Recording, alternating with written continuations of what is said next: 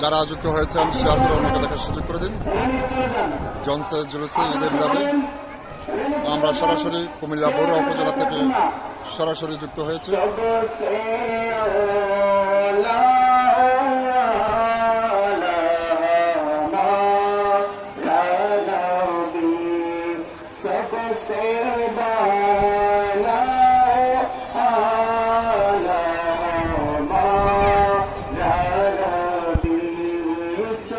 Say